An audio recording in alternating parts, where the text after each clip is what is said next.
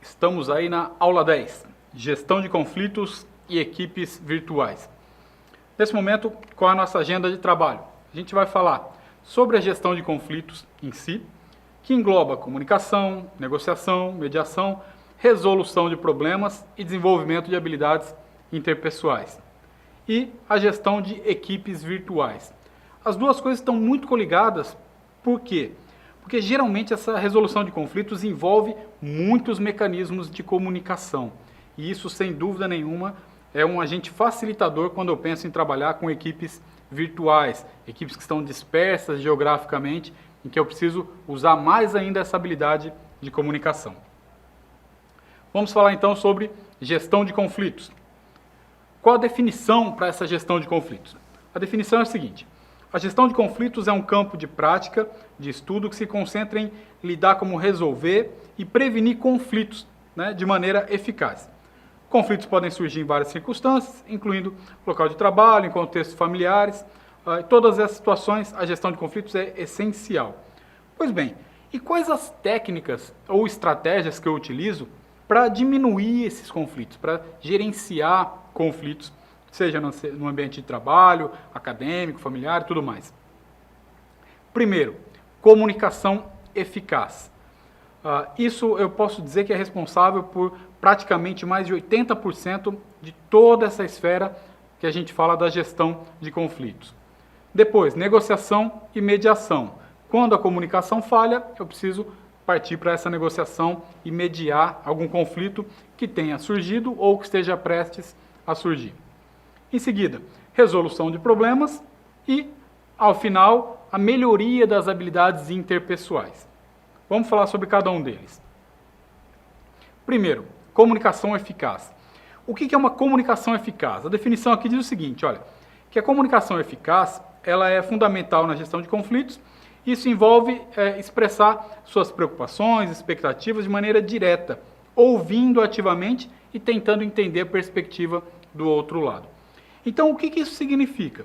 Significa fazer uma ponte entre quem está falando, quem está ouvindo, de forma que esse tráfego de informações seja claro. Um exemplo de como fazer isso, utilizando uma técnica que a gente chama de 5W2H. Isso ajuda muito. Como funciona essa técnica?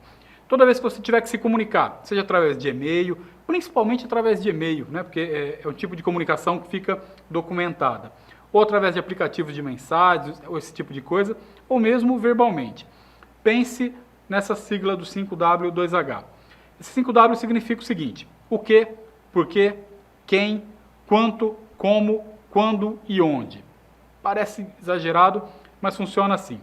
Imagine que você vai conversar com alguém e vai marcar, por exemplo, hoje um happy hour lá com seu amigo. Olha, vamos se encontrar para um happy hour, para comemorar o nosso projeto que foi finalizado. Joia. Então, o que nós estamos combinando? Estamos combinando um happy hour. Parece simples? Parece e é.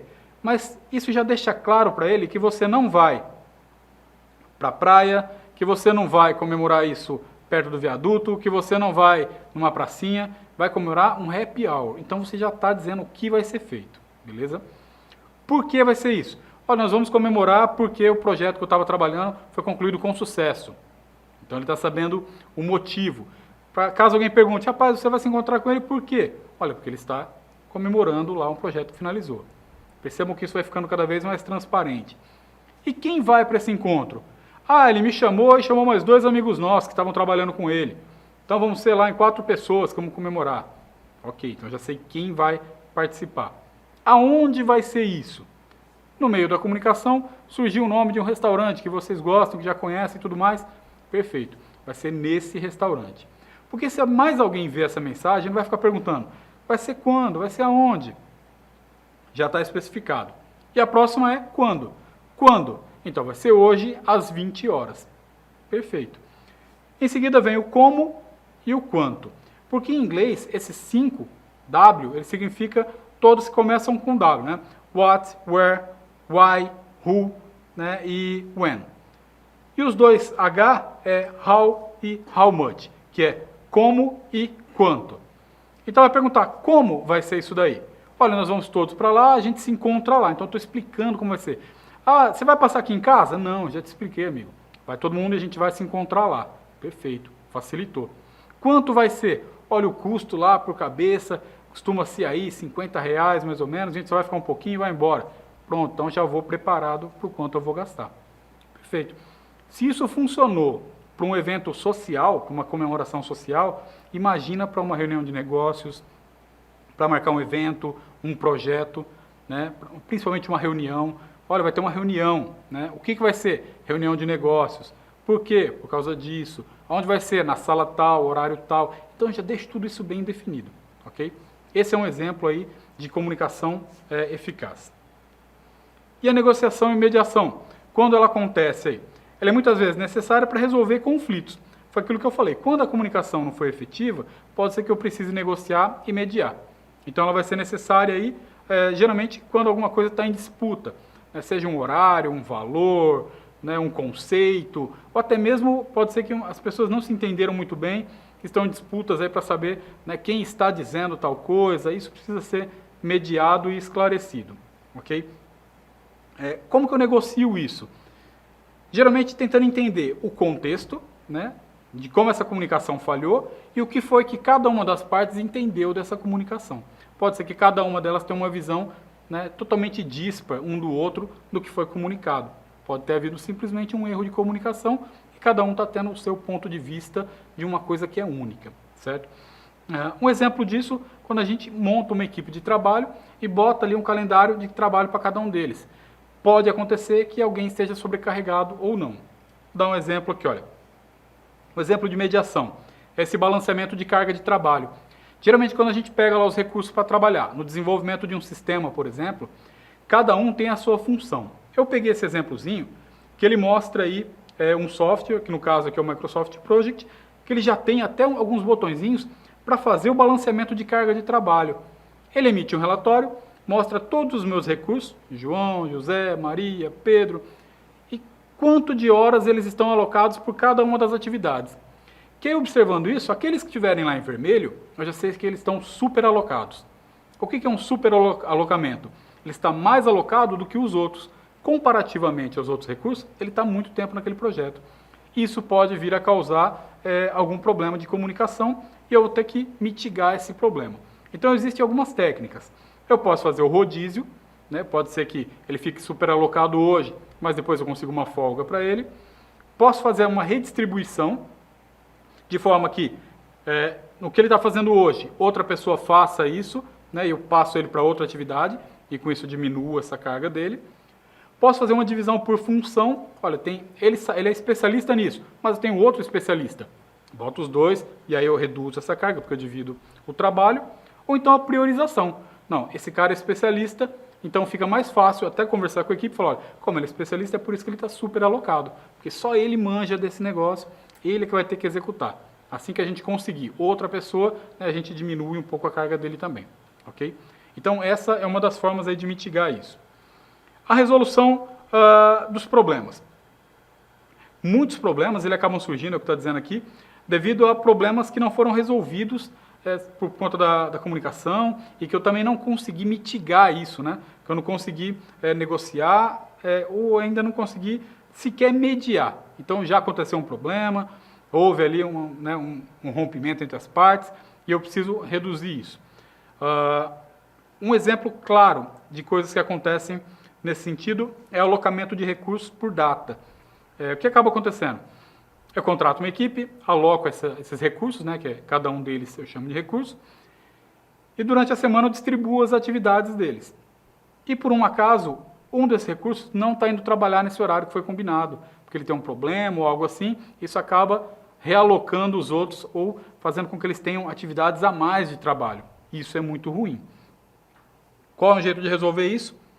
Um calendário individualizado. Aqui eu tenho um exemplo de um calendário em que eu posso criar um calendário para cada recurso. Pô, Afonso, mas isso é produtivo? É muito produtivo. Se cada recurso tiver o seu calendário, fica muito mais fácil gerenciar a equipe. Eu chego para Pedro e digo, Pedro, durante essa semana nós temos essas atividades para serem desenvolvidas. Quais os seus horários? Não, por mim está tudo ok, meu horário é o comercial padrão. Perfeito. Posso alocar aqui, Pedro? Olha, verifica essas datas todas.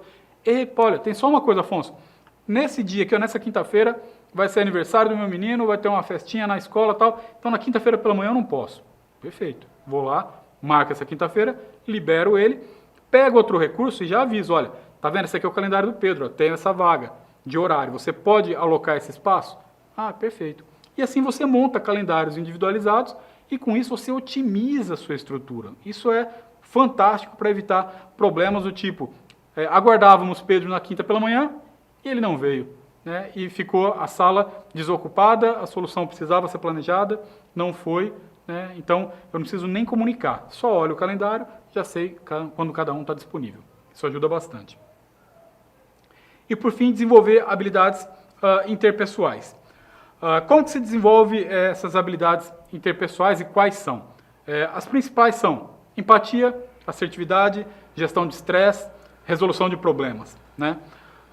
Empatia é uma coisa que tem tido muita discussão ultimamente, né? A nossa população tem se descoberto um pouco menos empática do que a gente imaginava, e isso tem impactos não só na nossa população, como nas nossas famílias, nas nossas organizações e tudo mais. A prática da empatia só acontece quando a gente tem uma comunicação mais assertiva, quando a gente entende o outro e, principalmente, mesmo quando a gente não entende o outro, entende que o outro tem o seu ponto de vista, né, de uma faceta, de uma coisa que eu não estou vendo. Então, de repente, aquela situação, aquela comunicação que ele leu, né, e ele compreendeu de uma forma, é um direito que ele tem de compreender aquilo. Isso é empatia, é o respeitar o ponto de vista dele. E a assertividade vem junto com essa empatia. Se eu tenho empatia, eu consigo ser mais assertivo com o outro. Eu não vou entrar em embate com ele por conta de um ponto de vista. Pelo contrário, eu vou comunicar com assertividade, né, e com previsibilidade aquilo que eu penso, sinto, o que está acontecendo, para que ele entenda também o meu ponto de vista. E, de repente, a gente pode dirimir nessa situação. Um exemplo disso é a previsibilidade. Existe um roteiro empresarial que agora vem sendo utilizado, que é o tal do plano de previsibilidade. O que é esse plano de previsibilidade? É você, basicamente, chegar para os seus funcionários e fazer isso que eu estava falando do calendário. Olha, criaremos um calendário individualizado. Joia. Cada um de vocês aqui tem que botar as datas em que não vai estar presente, né? Seja por aniversário de familiares, por festa, por consultas médicas, né? Já vamos preencher aqui. Joia. A gente pega esse calendário e deixa ele online. Cada um pode entrar, pode ver o calendário do outro que está trabalhando aqui junto com a gente e pode ver também os dias que não está presente. Perfeito. Isso vai acalmar os ânimos no momento em que eu falo, olha, eu vou precisar de tal recurso para amanhã. Deixa eu ver. Ele, eita, amanhã eu não posso contar com ele porque ele tem uma consulta médica. Então eu já tenho previsibilidade, eu já posso me planejar para outro momento. Porque imagina a seguinte situação, o cidadão tem um problema de saúde, ele está tenso, ele está preocupado com aquilo e tem uma consulta no dia seguinte. E alguém precisa dele para desenvolver uma atividade. Vai entrar em contato com ele, né, com pressa, com urgência, dizendo, olha, não se esqueça que amanhã nós temos uma atividade para desenvolver. E ele está com a cabeça naquele problema de saúde dele, né? Então, a comunicação não vai ser efetiva, a coisa não vai fluir bem, né, e não vai funcionar bem legal. Então, por isso, calendários individualizados, previsibilidade, cada um enxerga ali o calendário do outro, sabe quando eu posso contar com aquele recurso ou não. Previsibilidade funciona para calendários, aptidões, também posso montar uma matriz de conhecimento de cada um dos funcionários para saber sobre as atribuições de cada um dentro da empresa, o que cada um faz ou não faz, né, inclusive o que faz e o que não faz também, né, para saber exatamente como ter previsibilidade sobre quem vai fazer, quando vai fazer e o que pode, o que está ao alcance dessa pessoa fazer. Okay? Então a palavra é previsibilidade. Com isso, a gestão de conflitos, o resumo aqui diz o seguinte, que ela pode melhorar o bem-estar e a produtividade, promover relacionamentos mais fortes e melhorar a compreensão mútua e a cooperação.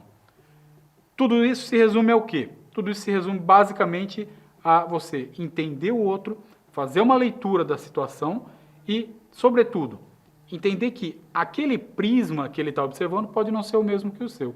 Utilizando essas ferramentas, você vai ter muito mais assertividade na comunicação. Gestão de equipes virtuais. Então, a gente falou a respeito de comunicação e tudo mais. Vamos falar agora sobre a gestão das equipes virtuais, com foco em legislação e ética, né? O que são essas equipes virtuais? Hoje, cada vez mais, as equipes estão trabalhando, né, as pessoas estão trabalhando em home office. Geralmente são atividades, principalmente na nossa área de desenvolvimento de sistemas, são pessoas que trabalham em casa, estão associadas a equipes maiores e entregam partes de projeto que se juntam para compor um sistema como um todo. Como gerenciar esse tipo de gente, esse tipo de equipe e esse tipo de formação? Então, a definição de equipes virtuais é essa daqui, olha. Refere-se ao processo de liderar, coordenar e administrar um grupo de indivíduos que estão geograficamente dispersos e que trabalham principalmente através de meios digitais, né? As equipes virtuais podem ser compostas por colaboradores que trabalham em diferentes locais, incluindo escritórios em diferentes cidades ou países, né? E geralmente a partir de casa ou até mesmo enquanto viajam. Hoje, cada vez mais é comum você encontrar com alguém, né? Você vai tomar um café ou até mesmo num restaurante, o cara chega lá, abre o computador dele, bota o fone de ouvido e você passa e você já vê que ou ele está desenvolvendo alguma coisa, ou ele está enviando material, ou ele está até mesmo fazendo reuniões, né? Então isso, principalmente após esse período de pandemia muito infeliz que a gente passou, isso se disseminou, essa atividade de home office, e as pessoas estão se distribuindo para entregar o conteúdo do seu trabalho. E como recrutar essas pessoas? Para recrutar uma equipe remota, a gente tem algumas etapas para esse recrutamento que são bem delimitadas, que são basicamente essa daqui, né? Definir o trabalho e o requisito, aí eu vou falar sobre cada uma delas. Divulgar essa vaga, né, como que essa vaga vai funcionar. Fazer uma triagem de candidatos, quais candidatos estão aptos para essa vaga. Entrevistá-los, que geralmente também é uma entrevista remota. Avaliar tecnicamente quais as competências dele. Verificar as referências, né, que referências, qual o portfólio que esse camarada, que esse candidato tem. Ofertar os benefícios e condições do meu trabalho, olha, trabalhando aqui você vai ter esses benefícios.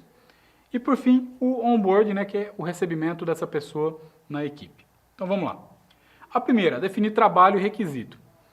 Se na gestão de projetos eu tenho que fazer uma análise de requisitos da necessidade do meu cliente, quando eu oferto um trabalho é a mesma coisa. Só que ao invés de fazer uma análise, eu estou mostrando para o candidato quais são os requisitos. Então eu digo a ele, olha, para trabalhar nesse projeto você tem que conhecer essa linguagem de programação, você tem que conhecer esse determinado idioma, você tem que ter tanto tempo de experiência nisso, nisso, nisso. Então eu mostro para ele exatamente quais os requisitos. Joia? E tenho que deixar claro qual vai ser o trabalho. Olha, o trabalho aqui, né, nosso trabalho é desenvolver sistemas para tal segmento. Pronto. Um exemplo simples, nosso trabalho é desenvolver sistemas para segmento hospitalar. Então nós fazemos o controle de pacientes, prontuários, tudo mais. Não precisa entrar em detalhes para dizer exatamente o que, mas só o segmento para que a pessoa saiba com o que ela vai trabalhar. Em seguida, divulgar a vaga. O que é a divulgação de vaga? Eu vou procurar uma plataforma, existem vários sites de plataformas onde eu vou lá e divulgo as vagas de trabalho, né, para que os candidatos procurem seu emprego online. Também posso divulgar em redes sociais, por contatos de mídia e tudo mais. Então, eu posso ir lá e divulgar essa vaga, sempre de forma mais restrita, e deixando uma comunicação, aquilo que a gente viu um pouquinho atrás ali, uma comunicação assertiva, para que quem leia, né, já veja exatamente o que se espera, qual o perfil desejado, né, para que ele já vá para aquela vaga com mais certeza de informação. Aí eu faço a triagem dessas vagas, né? Então recebi os currículos, estou fazendo uma triagem desses candidatos, já vejo aqueles que se aproximam mais e aqueles que são muito díspares, que realmente não se aproximam daquele perfil desejado. Feito isso, vou para a etapa de entrevistas. Existem algumas formas, algumas metodologias para fazer entrevistas, mesmo as entrevistas remotas. Hoje em dia, as entrevistas pessoais são recheadas aí de dinâmicas de grupo, de atividades de avaliação psicológica e tudo mais. Essas atividades, essas entrevistas que são feitas de forma remota, geralmente não tem essas etapas, né, de atividades complementares assim, e são mais focadas no tete-a-tete, de perguntas e respostas, para você entender melhor qual que é o perfil desse candidato. É claro que sempre vai haver algum jogo psicológico, algumas perguntas para entender qual que é o comportamento desse candidato diante de algumas situações. Passada essa etapa da entrevista, vamos para a avaliação técnica. A avaliação técnica ela pode ser feita de duas formas. Pode ser feita através de testes, né? Eu posso pegar esse candidato. Se for um candidato de desenvolvimento de sistemas, eu posso propor a ele, olha, gostaria que você resolvesse tal problema usando tal linguagem de programação. Problema simples, só para eu verificar se ele entende daquela linguagem. Ou eu simplesmente posso conversar com ele, caso eu entenda, que é o próximo passo aqui, que ele já tenha referências. Então, se ele já tem referência de trabalho, de alguns outros trabalhos que ele já realizou, que ele tem um portfólio desses trabalhos, eu posso até pular essa etapa de pedir que ele desenvolva alguma solução. Eu posso apenas pedir quais foram os trabalhos que ele desenvolveu. Então, ele vai falar, desenvolvi esse trabalho, conheço essas linguagens, propus tal solução, implementei isso em tal tempo útil. Joia, perfeito. Feito isso, então, é feita a oferta de trabalho. A oferta de trabalho, o que é? Eu mostro quais meus termos e condições para esse candidato, chego a ele e digo, olha, na nossa empresa, né, você vai ter aqui, basicamente, tal salário, esse salário você tem ainda tais benefícios, trabalhando com a gente aqui, você vai fazer parte de um grupo maior que oferta isso, aquilo. Então, vou mostrar para ele exatamente como vai ser, indicar para ele, principalmente que dentro desse trabalho, qual o perfil que tem que ser exatamente aquilo que a gente precisa, né? Se é um desenvolvedor, se é um líder de equipe, se é um gestor, para que ele também se encaixe nisso daí. E finalmente vem o onboarding, que é receber esse camarada, esse recurso, junto à minha equipe. Então a equipe fica de prontidão, já sabe que a gente está recebendo um novo recurso, uma nova pessoa para a equipe, faz-se uma reunião de acolhida, né, para ele, onde cada um se apresenta, mostra a sua funcionalidade dentro do projeto, como está trabalhando e tudo mais, o que gosta, o que não gosta, para que também haja, além desse encaixe profissional, um encaixe pessoal também. É importante que cada um diga, olha, eu gosto de esporte, você gosta, eu também gosto, tá, bacana. Então a gente pode trocar figurinhas, né, sobre determinado assunto, para que ele também se engaje com as pessoas e crie ali um clima realmente de uma equipe bem montada. Então é assim que é feita aí essa parte da contratação das equipes virtuais. A gestão eficaz dessas equipes virtuais pode resultar em ambientes altamente produtivos e engajados, que é isso que eu estava falando do onboard. Quando que você engaja alguém? Quando alguém se identifica. Isso é muito importante. Isso é palavra-chave dentro de equipe virtual. Se ele se identificar com a equipe, ele vai estar bem engajado. Se ele se sente meio um peixe fora d'água, se ele acha que aquele time não tem o perfil dele, nem técnico, nem muito pessoal, ele vai estar sempre, né, na margem dessa equipe, isso não vai ser legal, a produtividade pode não ser boa, né, e pode até inclusive ser um risco para o projeto. Pode ser que ele resolva abandonar esse projeto. Então é muito importante essa gestão eficaz aí da equipe remota, para que você possa ter uma comunicação assertiva, saber exatamente o que oferecer, o que ele está esperando e fazer esse engajamento. Pois bem, é isso que a gente tinha para falar nessa aula. Na próxima aula, a gente já vai falar sobre os escritórios de gestão e sobre o portfólio de projetos, um grupo de projetos que a gente agrupa todos, né, e cria aí a nossa propaganda do que a gente está ofertando. Ok? Até a próxima aula.